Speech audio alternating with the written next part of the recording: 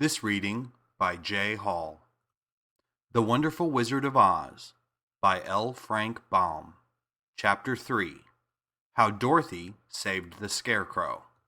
When Dorothy was left alone, she began to feel hungry. So she went to the cupboard and cut herself some bread, which she spread with butter.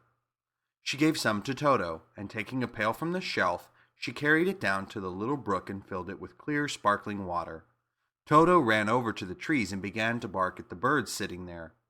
Dorothy went to get him, and saw such delicious fruit hanging from the branches that she gathered some of it, finding it just what she wanted to help out her breakfast. Then she went back to the house, and having helped herself and Toto to a good drink of cool, clear water, she set about making ready for the journey to the City of Emeralds. Dorothy had only one other dress, but that happened to be clean, and it was hanging on a peg beside her bed. It was gingham, with checks of white and blue, and although the blue was somewhat faded with many washings, it was still a pretty frock. The girl washed herself carefully, dressed herself in the clean gingham, and tied her pink sunbonnet on her head. She took a little basket and filled it with bread from the cupboard, laying a white cloth over the top. Then she looked down at her feet and noticed how old and worn her shoes were. "Due for a long journey, Toto," she said, and Toto looked up into her face with his little black eyes and wagged his tail to show he knew what she meant. At that moment, Dorothy saw lying on the table the silver shoes that had belonged to the Witch of the East. "I wonder if they'll fit me," she said to Toto. "They would be just the thing to take a long walk in, for they could not wear out." She took off her old leather shoes and tried on the silver ones, which fit her as well as if they had been made for her. Finally, she picked up her basket. "Come along, Toto," she said. "We will go to the Emerald City and ask the Great Oz how to get back to Kansas again." She closed the door, locked it, and put the key carefully in the pocket of her dress. And so, with Toto trotting along soberly behind her, she started on her journey. There were several roads nearby, but it did not take her long to find the one paved with yellow bricks. Within a short time, she was walking briskly towards the Emerald City, her silver shoes tinkling merrily on the hard, yellow roadbed. The sun shone bright and the birds sang sweetly, and Dorothy did not feel nearly so bad as you might think a little girl who had been suddenly whisked away from her own country and sat down in the midst of a strange land. She was surprised as she walked along to see how pretty the country was about her.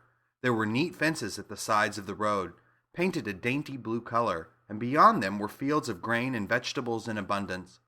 Evidently the Munchkins were good farmers and able to raise large crops. Once in a while she would pass a house and the people came out to look at her and bow low as she went by, for everyone knew she had been the means of destroying the wicked witch and setting them free from bondage. The houses of the Munchkins were odd-looking dwellings, for each was round with a big dome for a roof. All were painted blue, for in this country of the East, blue was the favorite color. Toward evening, when Dorothy was tired with her long walk and began to wonder where she should pass the night, she came to a house rather larger than the rest. On the green lawn before it, many men and women were dancing. 5 little fiddlers played as loudly as possible, and the people were laughing and singing, while a big table nearby was loaded with delicious fruits and nuts, pies and cakes, and many other good things to eat. People greeted Dorothy kindly and invited her to supper and to pass the night with them, for this was the home of one of the richest Munchkins in the land, and his friends were gathered with him to celebrate their freedom from the bondage of the wicked witch. Dorothy ate a hearty supper and was waited upon by the rich Munchkin himself, whose name was Bok. Then she sat upon a settee and watched the people dance. When Bok saw her silver shoes, he said, "You must be a great sorceress." "Why?" asked the girl. "Because you wear silver shoes and have killed the wicked witch. Besides, you have white in your frock, and only witches and sorceresses wear white."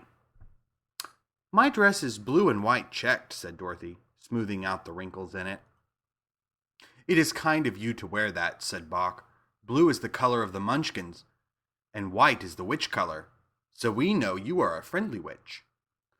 Dorothy did not know what to say to this, for all the people seemed to think her a witch, and she knew very well she was only an ordinary little girl who had come by the chance of a cyclone into a strange land. When she had tired watching the dancing, Bach led her into the house, where he gave her a room with a pretty bed in it. The sheets were made of blue cloth, and Dorothy slept soundly in them till morning, with Toto curled up on the blue rug beside her. She ate a hearty breakfast and watched a wee munchkin baby who played with Toto and pulled his tail and crowed and laughed in a way that greatly amused Dorothy. Toto was a fine curiosity to all the people, for they had never seen a dog before. "How far is it to the Emerald City?" the girl asked. "I do not know," answered Bach gravely, "for I have never been there. It is better for people to keep away from Oz, unless they have business with him. But it is a long way to the Emerald City, and it will take you many days. The country here is rich and pleasant, but you must pass through rough and dangerous places before you reach the end of your journey." This worried Dorothy a little, but she knew that only the great Oz could help her get back to Kansas again, so she bravely resolved not to turn back. She bade her friends goodbye and again started along the road of yellow brick. When she had gone several miles, she thought she would stop to rest, and so she climbed to the top of the fence beside the road and sat down.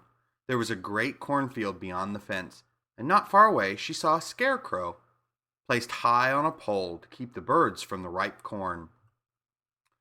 Dorothy leaned her chin upon her hand and gazed thoughtfully at the scarecrow. Its head was a small sack stuffed with straw, with eyes, nose, and mouth painted on it to represent a face. An old pointed blue hat that had belonged to some munchkin was perched on his head, and the rest of the figure was a blue suit of clothes, worn and faded, which had also been stuffed with straw. On the feet were some old boots with blue tops, such as every man wore in this country, and the figure was raised above the stalks of corn by means of the pole stuck up its back. While Dorothy was looking earnestly into the queer painted face of the scarecrow, she was surprised to see one of the eyes slowly wink at her. She thought she must have been mistaken at first, for none of the scarecrows in Kansas ever winked, but presently the figure nodded its head to her in a friendly way. Then she climbed down from the fence and walked up to it, while Toto ran around the pole and barked.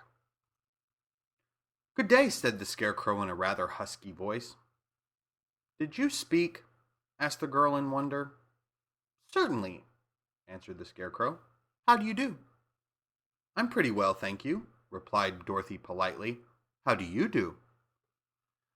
"I'm not feeling well," said the scarecrow with a smile, "for it is very tedious being perched up here night and day to scare away crows." "Can't you get down?" asked Dorothy. "No, for this pole is stuck up my back. If you will please take away the pole, I shall be greatly obliged to you." Dorothy reached up both arms and lifted the figure off the pole, for, being stuffed with straw, it was quite light. "Thank you very much," said the scarecrow when he had been set down on the ground. "I feel like a new man." Dorothy was puzzled at this, for it sounded queer to hear a stuffed man speak, and to see him bow and walk along beside her. "Who are you?" asked the scarecrow when he had stretched himself and yawned. "And where are you going?" "My name is Dorothy," said the girl, "and I am going to the Emerald City to ask the great Oz to send me back to Kansas." "Where is the Emerald City?" he inquired, "and who is Oz?" "Why, don't you know?" she returned in surprise. "No, indeed, I don't know anything. You see, I am stuffed, so I have no brains at all," he answered sadly. "Oh," said Dorothy, "I'm awfully sorry for you." "Do you think," he asked, "if I go to the Emerald City with you, that Oz could give me some brains?" "I cannot tell," she returned. "But you may come with me if you like. If the Oz will not give you any brains, you will be no worse off than you are now." "That is true," said the scarecrow. "You see," he continued confidently, "I don't mind my legs and arms and body being stuffed because I cannot get hurt. If anyone treads on my toes or sticks a pin into me, it doesn't matter, for I can't feel it. But I do not want people to call me a fool, and if my head stays stuffed with straw instead of with brains, as yours is, how am I ever to know anything?" "I understand how you feel," said the little girl, who was truly sorry for him. "If you will come with me, I'll ask Oz to do all he can for you." "Thank you," he answered gratefully. They walked back to the road. Dorothy helped him over the fence, and they started along the path of yellow brick for the Emerald City. Toto did not like this addition to the party at first.